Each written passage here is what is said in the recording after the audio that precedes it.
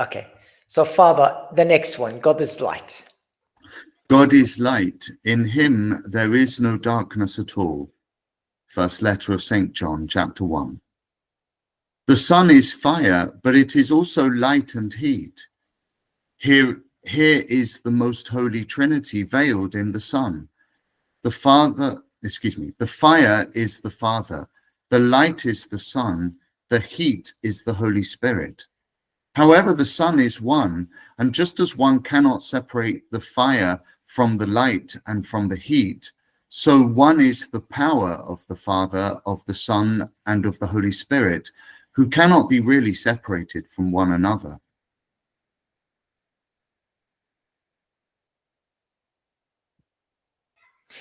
So, do you see? I gave you the entry for that, which is February 28, 1899 in volume 2. And that is the very first entry in the volumes.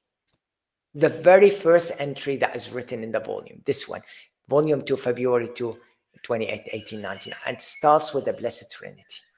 So this is formed in the soul.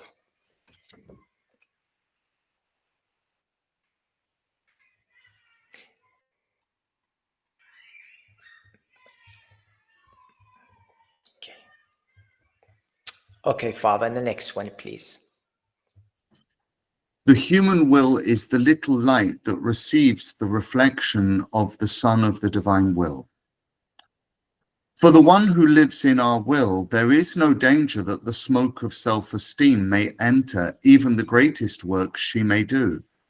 She is the little flame fed by the great light that is God. And the light knows how to get rid of the darkness of passion, the smoke of self-esteem. Being light, she really knows that all the good she does is done by God himself, operating within her nothingness. And if this nothingness had not been completely emptied of all that does not belong to God, God would not descend into it to make great works worthy of him. Yeah, beautiful.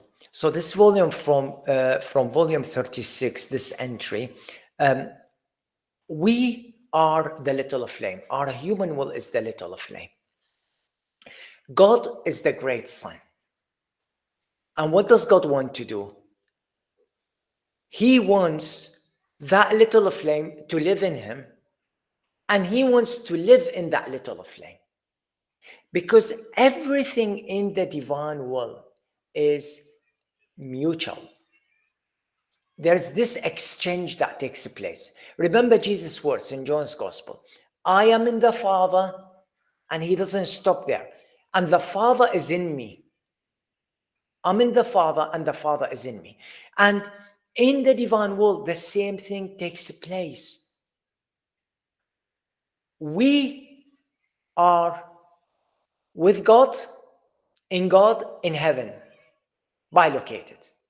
And he is in us on earth. He bilocates in us, and we bilocate in him. So this mutual exchange that takes place. And here Louisa struggled with it. How could you fit your immensity in that little light, in that little flame of mine, in that little heart of mine? But he said to her, what is impossible for man is possible to God.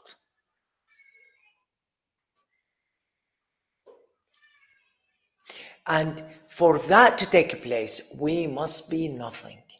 We must become nothing. Only nothingness enables the all to fill us. It's only nothingness. So what does it mean to be nothing? What does it mean to be nothing? What does it mean to be nothing? It means, what do you think? What do you think? What does it mean to be nothing? Yes, Patricia. Being humble, okay. Surrender, being humble. But we keep growing in humility. We know the saints tell us that. There is no limit to humility. We keep growing in humility. But nothingness is about not being any something. It's letting God be our all, fill our all. It's attributing everything to God. So if we receive any praise, we give it straight to God. Yeah. Straight to God, straight. Thanks be to God for working through me. Yeah. It's about, we have two extremes, people who attribute things to themselves, and we have people who feel they are victim. They go around, I'm victim of this. They feel always they are the victim, right? There are these. So being nothing means total surrender. I'm neither this or that. I am for God. And then God can fill you up. God can fill you up. Nothing means you see yourself totally dependent, totally in reference to God. And you see others as his image, as his, and you love others with the love of God. When you reach that is nothingness. And the more of that nothingness you give to God, the more of his allness he can give to you in his will, in his divine will. So it's the emptiness of everything that does not belong to God. Yeah, it's the emptiness. Yeah. So if someone gives you a kind comment, interiorly you can give it to God. Thanks be to God. Not me, thanks be to God. I'm just the instrument. It's God's grace work. And if someone gives you an insult, thanks be to God. I'm nothing. You cannot hurt me. I'm nothing. It's going to God, It's going to Jesus. What you've just done is going to Jesus because I'm surrendered to him. So neither insult nor praise will affect you.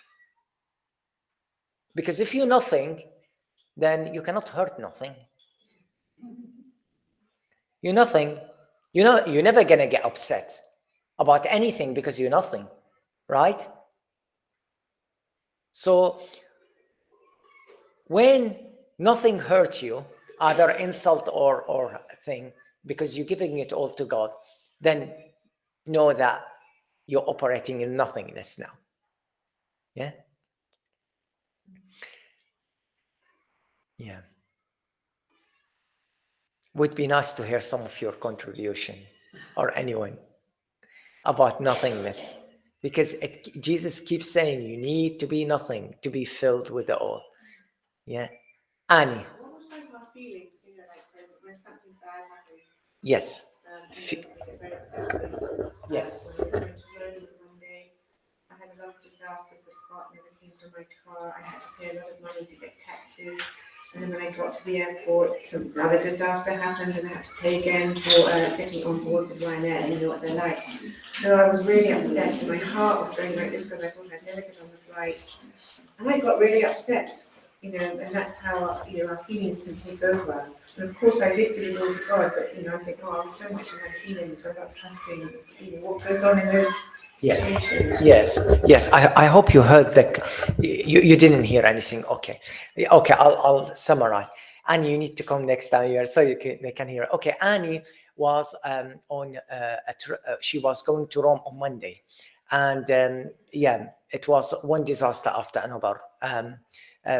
Paying extra money, cancellations in taxis, etc. So she said her heart was really beating hard, and she thought she's going to miss the flight. So that's our feelings. Yeah, there's no sin in feelings, right, Father Bruno? There's no sin in feelings, but what we do with these feelings, what do we do with these feelings? Surrender it to God. Thanks be to God for everything. If I miss my flight, it's not meant to be. If I get my flight, it's meant to be. We cannot help our feelings. We are humans after all.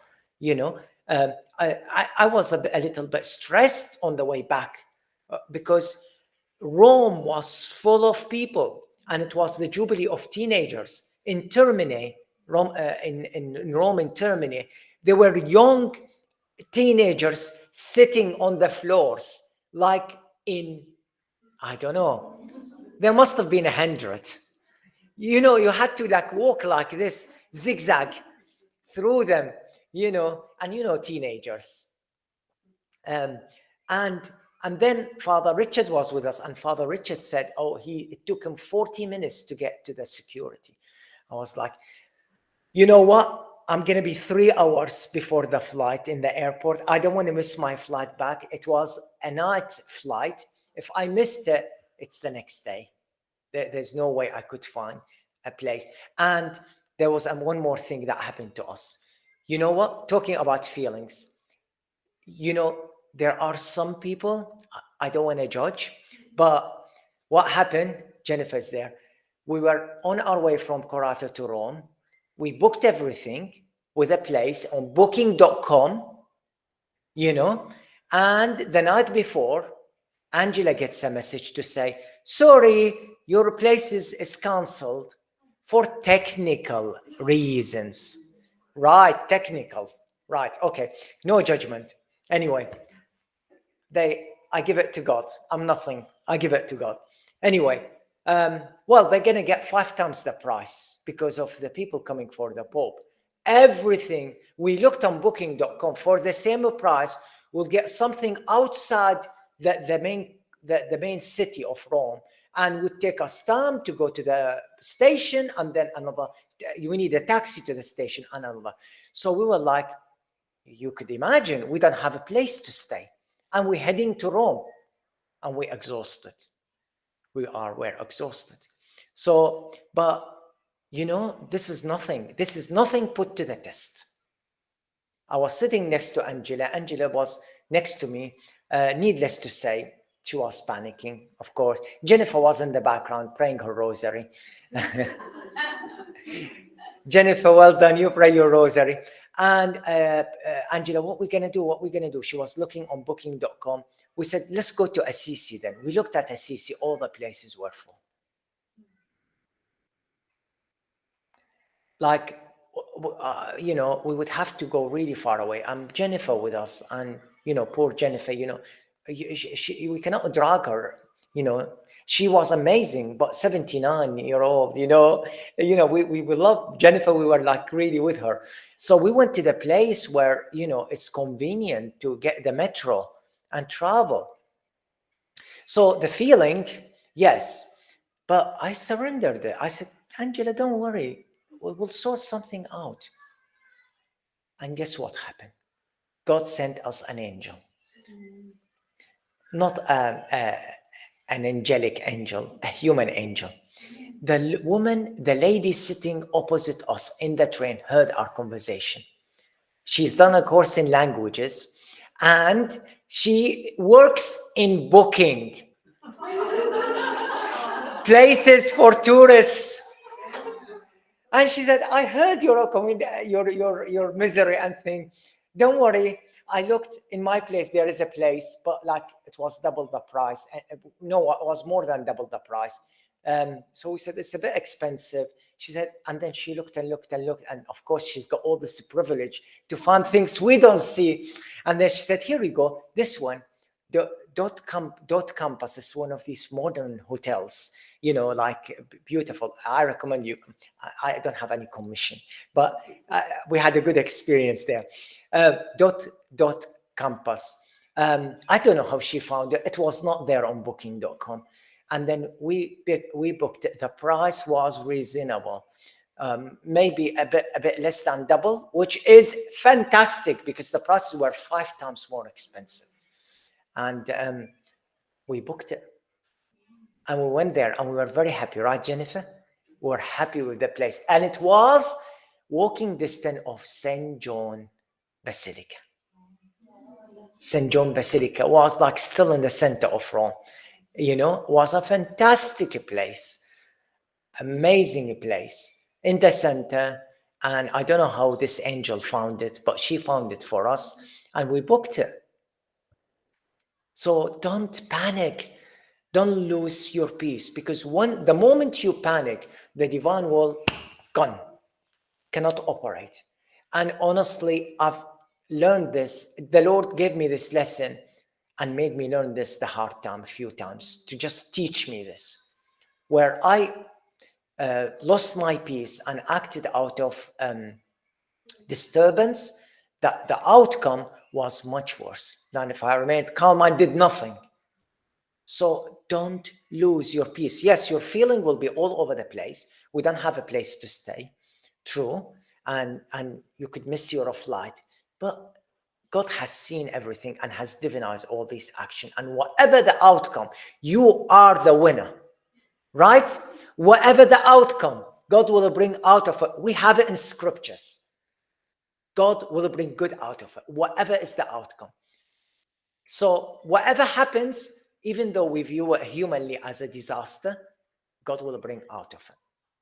Yeah? Like the crucifixion, it seems like the greatest loss of God. God is on a cross, humiliated in between two thieves. How could it get any worse than that? God is dying on the cross. Yet, the greatest victory. So, so missing your flight is not as bad as the crucifixion. Yeah. So whatever, I'm just trying to drive the point home. Whatever happens, just be calm. Never, never, never lose your peace. I don't know how many times in the volume Jesus said, Louisa, what are you doing? You lost your peace. I'm the King of Peace. I cannot operate. Quick, quick. Restore, go back to your peace. Don't panic. Definitely, if you panicked, if you have a panic attack, you've lost the gift. You need to ask Jesus to give you the gift. I'm not sure if you lose it, but I think so. I mean, because it's like dreadful if you panic. So yeah, our feelings are not a sin, Jennifer. It's not a sin, our feelings. But what we do with our feelings is do we panic or do we surrender? Surrender and see God's work, God's marvelous works. And I have another story that happened in Corato. Right. Okay. So, Corato, there are no taxis in Corato, believe it or not. It's such a small village that there are no taxis. We're so used to just get an Uber or dial a taxi or, we're so spoiled in London here. You go there and think there are no taxis. We have to walk to the station. And, it's a good mile and a bit. If you are young, yeah, that's fine. But you need to allow like a good 20 minutes or so. And if it's raining, it's slippery. So anyway, we thought we have no option but to walk to the station, right, Jennifer? So we woke up in the morning and we looked at Google Maps and it said 11 minutes. But boy, oh boy, it was not 11 minutes. It wouldn't be 11 minutes. It's more like 21, 30 minutes, if the condition of the road is not the best and if you're walking with elderly people. No way 11 minutes. I think 11 minutes on a bike, probably. Anyway, so you know what happened? It was that day was a bank holiday in Italy because it was a Liberation Day, I think, something like that. I think Liberation of Italy. So it was like a bank holiday. So we came in the street and guess what? We were thinking, okay, we better head. The moment we stepped in the street, a car comes in, driving very slowly. And we waved to him and we said, do you know if there's any taxi to the station? And he said, no, there's no taxi. Get in, I'll give you a lift. Now, what is the chance on a bank holiday, we step into the street, and this is Corato, you don't see many cars. Honestly, it's very quiet. Okay, what is the chance we step out and he walks in and he drives very, very slowly and he stopped by and take us to the station? Another example of God's love. And if we didn't get that lift, Jennifer, would we have made it? We wouldn't have made it to our train. We would not, because we needed a coach to take us to a train station and catch a train station to Rome. And if we did not get that lift, we would have missed the coach, and then we would have missed our train. We would have had to go on the next train. I don't know when was the next train, but God sent us another angel who took us there. So don't panic. Trust in God. And this is what I notice in Corato. So many signs of God's love. So many signs. When we started our conference, we started with a prayer in the church. As we walked in the church, you know what we saw in the sky? We saw under the sun a cross. I don't know if you saw some pictures. Now, this cross could be by airplanes going zigzag, but it was a very clear cross under the sun. The sun was like a Eucharist, like a monastrance, and then underneath it directly a cross. And that was before we started the conference. And for me, that was a sign of God's love. I love you. I'm happy you are here in this conference. Whatever is the physical explanation behind that cross, it was still a cross. It's still a sign of God's love. And this is where you do your rounds. I love you too, God. I love you in every particle, every gas in the air. I love you in every photon of light. I love you in every blow of the wind. I love you in every cell of any plant and animal. I love you in everything. Yeah. And that takes us to the prayer, a prayer from the volumes. Father. Adorable Majesty, eternal light you are, and light you give me. And I bring you my little light as the greatest homage, the most intense love, which, squeezing the sponge of my little being soaked with your light, forms my light for you, to give it to you. Beautiful, beautiful. So you are light, and I bring you my light. And Jesus says to us in the divine word, make it yours. Everything is for you. Take it. The more you take, the happier you make me. Take all that I've done. Take all the creation of my Father. Take all the work of the Holy Spirit. Take all the work of the saint. Take it all, make it yours, and offer it up for the good of all and the glory of God. So take the light of God. Take the light of the saints. Take everything in the fiat of creation, redemption, and sanctification, and soak your light with the divine light of God, divine light of heaven, and give it back. This is what we do in the divine one. It's not a mental exercise. It's a participation in the life of God.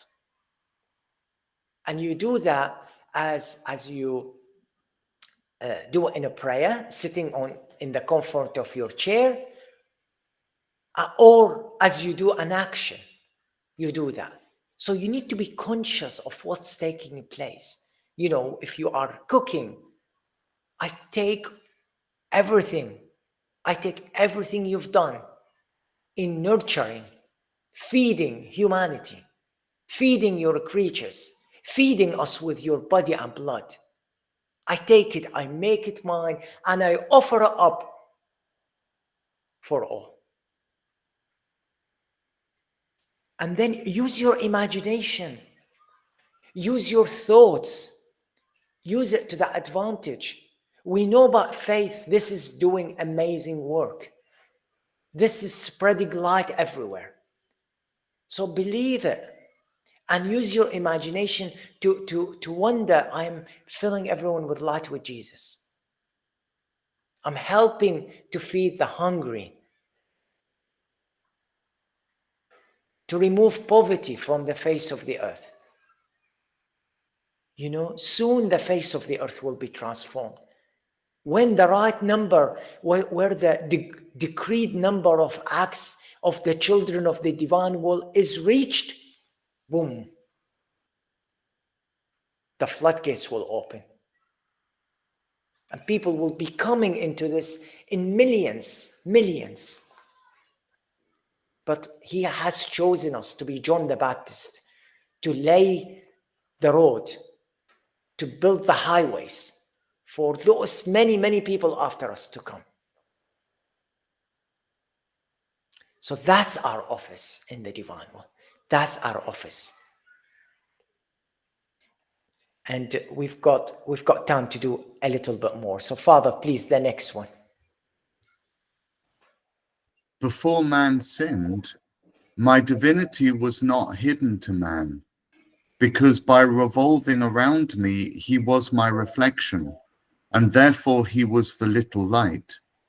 So it was as though natural that I, being the great sun, the little light would be able to receive the reflections of my light.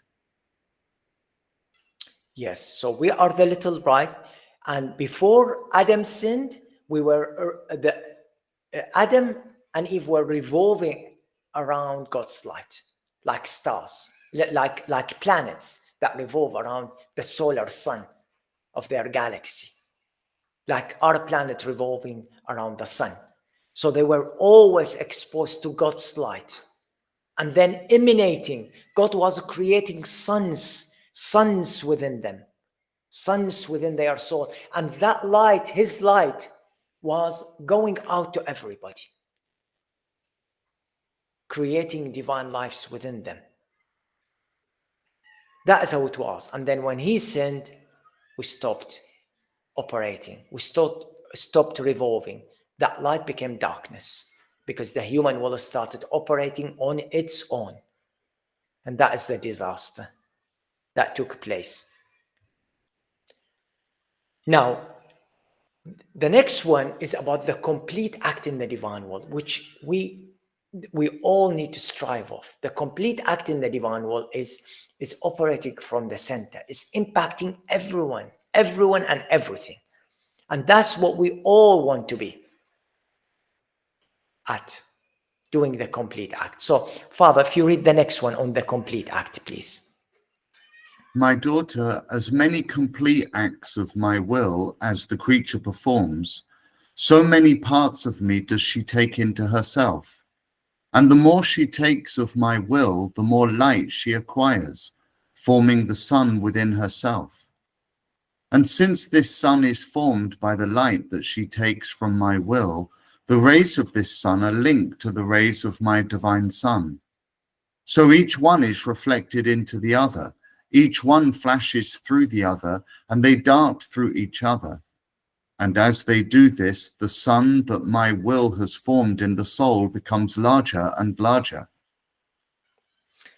Oh, there's so much in here. This is volume 11. There's so much in here.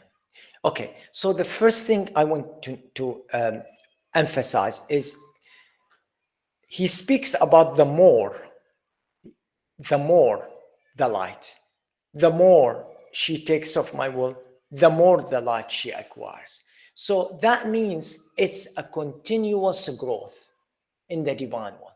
So that should make us humble, that nobody will reach the fullness. Even our Blessed Mother Mary, you know, she's still growing in heaven, growing in heaven. At the greatest rate, our Blessed Mother Mary is growing in heaven, at a rate greater than every other saint, you know, because she's the one who lived completely in the divine will, and you know, she far surpassed everybody. But even our Blessed Mother Mary will never reach the fullness of God. You know, will always grow, will always be filled for all eternity. It will never end. So in the divine will, we keep growing. The more she takes of my will, the more light she acquires. So we need to strive to read the volumes, to read these truths, because they are light. We need to strive to put them into practice in a prayer, doing our rounds and acts. We need to strive to put our heart into it, to put love into them. Because we know that the higher, the more the intensity of love we put into these acts and rounds, the greater the impact. The greater the impact. So for example, when I say, Lord, I love you, I adore you in the name of all, I repeat to myself, I love you, I love you, I love you. I'm trying to use my sound to remind me that everybody else is saying, I love you, I love you, I love you. Because God is using me to initiate, to set everything into motion. Yeah, all what God is required for me is to press that button, to say it, and then the engine starts. When I say, I love you in the sunshine, rise, rise, Jesus. You know, this sunrise reminds me of your resurrection. Rise in heart, Jesus. May they see your glory. May they see you risen, Lord. And then I repeat, I say, rise, rise, rise. Why do I say that? Because I remind myself that all of heaven is now saying, rise. All of purgatory is now saying, rise, my glory. And all on earth are saying, rise, my glory. And the ones who are not saying it, it's been substituted for them. So I would repeat it 3 times to remind myself, what is it taking place here? I'm setting everything in motion. Or rather, Jesus in me setting everything in motion. But he wants me to press that button. He wants me to activate it, to initiate it. He leaves that to me. He gives me the freedom to choose what to do. You know, whether, you know, you could see the sunshine and you could do anything with it. You can drink your cup of tea and do anything. You can just drink your cup of tea, or you can say, refresh everybody. Give energy to everyone. Let them rise. Let them work. Let this sitting down, having a cup of tea, cup of coffee, be a social event to bring harmony, to bring love, fraternal love. You know, you could do anything. You've got the freedom. But he relies on you to press that button, to initiate things in the divine one. So be creative in your uniqueness. Be creative. Because the more you put into it, the greater the light. And in the volumes, Jesus speaks about this growth. He speaks about, for example, the divine life. It grows. Just as Jesus was a baby and he grew as a child, teenager, man, you know, there is a growth. And the same with the sons. They grow, they become bigger. They start as baby sons and they grow and grow and grow and grow and grow.